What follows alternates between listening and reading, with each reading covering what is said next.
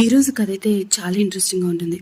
దీపక్ ఏమైంది అండ్ సుమిత్రకి మళ్ళీ డాక్టర్ ఏమైందని చెప్పారు. ఇక దీప కార్తీక్ ఇద్దరు కూడా సుమిత్ర ఇంటికి వస్తారు కదా. ఇక కార్తీక్ జోష్నతో ఏం మాట్లాడతాడు, ఎలాంటి క్లారిటీ ఇచ్చాడు అనేది చూడడానికి అయితే చాలా ఇంట్రెస్టింగ్గా ఉంది. సో ఈరోజు ఏం జరిగింది అనేది నేను సింపుల్గా షార్ట్కట్లో చెప్తాను. సో ఇలాంటి అప్డేట్స్ కోసం సబ్స్క్రైబ్ చేసుకోండి.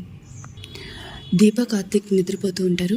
ఇక దీపకి ఒక కళ వస్తుంది, జ్యోత్స్న వాళ్ళ అమ్మ నాన్నని చంపేస్తున్నట్టు.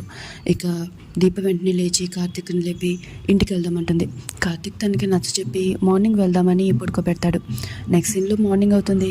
ఇక సుమిత్రకి తన హస్బెండ్ తినిపిస్తూ ఉంటాడు. సుమిత్ర మాత్రం చాలా విచిత్రంగా మాట్లాడుతుంది, చాలా ఎమోషనల్ అవుతుంది. అలాగే ఏదైనా విషయాన్ని వెంటనే మర్చిపోతూ ఉంటుంది. ఇక తనకి డౌట్ వచ్చి డాక్టర్ని పిలిపిస్తూ ఉంటాడు దశరథ. తర్వాత కార్తీక్ ఫ్యామిలీ అంతా కూడా జ్యోత్స్న ఇంటికి వస్తుంది. జ్యోత్స్న దీపని ఎలా ఉన్నావు, సడన్గా మా ఇంటికి వచ్చారేంటి అని చెప్పి అడుగుతూ ఉంటుంది. ఇక అతను చూడడానికి వచ్చామని కార్తీక్ చెప్తాడు. ఇక ఇంతలో డాక్టర్ కూడా వస్తుంది. డాక్టర్ ఎందుకు వచ్చారంటే ఊరికనే జనరల్ చెకప్ అని చెప్పి ఇక కార్తీక్, దశరథ వాళ్ళ నాన్న ముగ్గురు కూడా తనని సుమిత్ర దగ్గరికి తీసుకెళ్తారు. సుమిత్ర మాట్లాడుతూ ఉంటుంది. ఇక సుమిత్ర ప్రవర్తన అయితే వింతగా అనిపిస్తుంది డాక్టర్కి కూడా. ఇక తను నిద్రపోతుంది.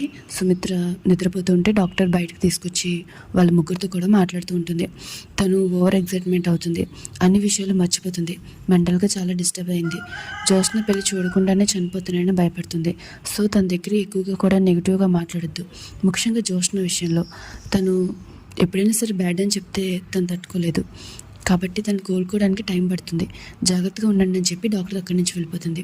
మధ్యలో జ్యోత్స్న వచ్చి కూతురుకి ఇవన్నీ నాకు చెప్పాలి, వీళ్ళకి ఎందుకు చెప్తున్నారు అని గొడవ పడుతుంది. ఇక కార్తీక్ జ్యోత్స్నని పక్కకు తీసుకెళ్తాడు.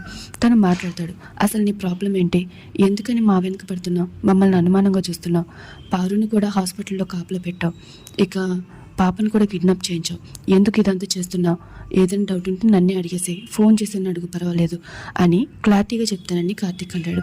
నాకు ఎలాంటి అనుమానాలు లేవని జ్యోత్స్న చెప్తుంది. ఇక కార్తీక్ వెళ్ళిపోయిన తర్వాత జ్యోత్స్న ఆలోచిస్తూ ఉంటుంది. నీకేం తెలుసు, క్లారిటీ లేకుండా నేను నిన్నేం అడగలను, దీప హాస్పిటల్లో జాయిన్ అయినప్పటి నుంచి నాకు అనుమానంగానే ఉంది, ఒక చిన్న క్లారిటీ కోసం వెయిట్ చేస్తున్నాను, రిపోర్ట్స్ రానివ్వండి చెప్తాను అని జ్యోత్స్న మనసులో అనుకుంటుంది. ఇక్కడితో అయితే ఈ కథ కంప్లీట్ అవుతుంది. సో నెక్స్ట్ ఎపిసోడ్లో ఏం జరగబోతుందో తెలుసుకోవాలనుకుంటే నా ఛానల్ని సబ్స్క్రైబ్ చేసుకోండి. ఇంకా మీకు ఎలాంటి వీడియోస్ కావాలనేది కామెంట్ చేసి చెప్పండి. Thanks for watching.